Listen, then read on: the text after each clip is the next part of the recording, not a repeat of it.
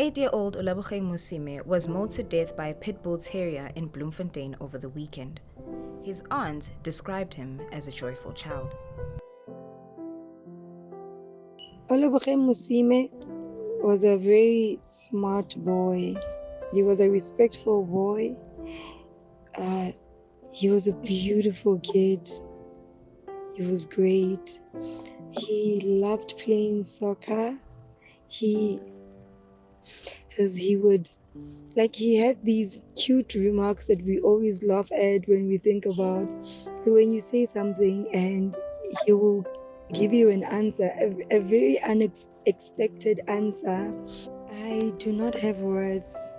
I don't have words to express the hurt that we are feeling right now. And it's just so painful because we were with him in the morning, we were laughing, we were having fun, we ate together, we were all together. She added her voice to a growing number of people calling for pit bulls to be banned in South Africa. I personally stand with the petition and say these pit bulls must be banned because they are not like other dogs. They eat their own, they eat us, the people. They are not like other dogs. How many children must we lose? Vicious killing machines or loving pets? Pit bulls are dividing South Africans. The Sizwe Kupela Foundation wants Mzansi to ban people from having pit bulls as domestic pets. Thrusting their call into the public spotlight, they started an online petition that garnered some thousands of signatures. We are an organization established in 2008 to look after the interest of vulnerable children. And we came up with this call because we were concerned about the killings associated with this pit bull.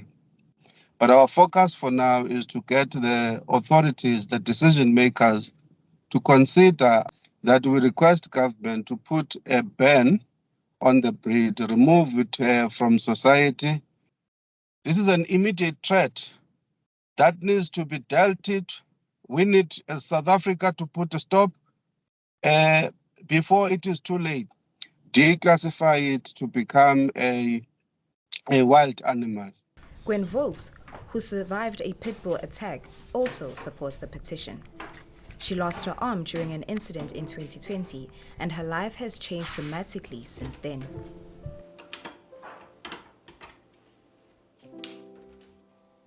I heard a noise outside, so I picked up my phone and I picked up the keys and I ran out to go and see what was going on.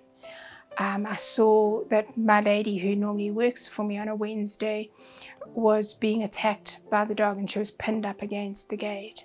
So I opened the gate to try and give her a little bit of space to get away from the dog. And I'd taken the hose pipe to go and try and get the dog off of her. He let go of her and he turned around and he then decided to attack me. And then they tried to shoot the dog. I think they shot him about 3 or 4 times while he was in the pool. A lot has changed. I've had to deal with being right hand dominant to left hand dominant. From writing, I've had to learn to brush my teeth. I've had to learn to tie shoelaces, prepare meals, everything with my left hand.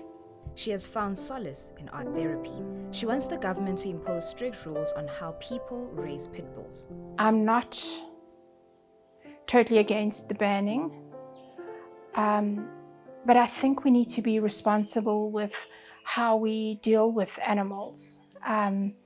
We, as humans, have created this dog. We pre-selected this dog to be aggressive. We rooted out the aggressive stance of this dog, and we, as people, we've bred them for that. How these animals are raised are very crucial, the NSPCA told News 24. And while it doesn't support the call for the ban, it agrees that some regulation is needed. So when you speak about pit bulls, they are a breed of their own, and they are actually an exotic domestic breed that was brought in from the United States. That is why they are referred to as the American Pit Bull Terrier. And when it comes to dog attacks, we usually put them into the power breed section, because when you look at the different categories of dogs, power breeds are a lot bigger, they have a lot more muscle. They have a lot more power and can cause a lot more damage as opposed to your smaller breeds. So I think it's important for us to clarify where we stand. The NSPCA at no point said that we are in support of the banning of any breed of dog or any species of animal. We are not for the ban of the pit bull or any animal for that matter. And the agreement that we came to with Mr. Kupelo is that we are going to call together, we're going to call for stronger regulations and control with regard to the breeding and keeping of dangerous and aggressive animals. And when we speak to calling for stronger controls and regulations, we're speaking about ensuring that power breeds are sterilized and castrated, and ensuring that the people who own these animals have permits to do so, to keep these animals, so that we can try and sort of ensure that these animals don't fall into the wrong hands. But pit bull owners are fighting back to keep their pets. They have started counter petitions. 3 breeders News 24 spoke to said they are not in support of the ban. They emphasize the importance of socializing these dogs. An owner who is also not in support of the ban has regarded his mixed pit bull terrier Bruno as his own son. Yeah, Bella bred Bruno. Bella is Bruno's mother. We lost Bella after a couple of years, but after we had them. And yeah, that's one of the reasons why I love them. And they're very social dogs, they're very loving dogs, they're very gentle dogs as well. As big as they are, and as huge as they look. And number 2, I believe it's how people raise them, right? If you're like harsh towards your dog, if you kick your dog, if you like beat your dog all the time, trying to make it aggressive and trying to make it an aggressive dog, then in turn it becomes an aggressive dog towards you as well, because you are one of the things that it fears.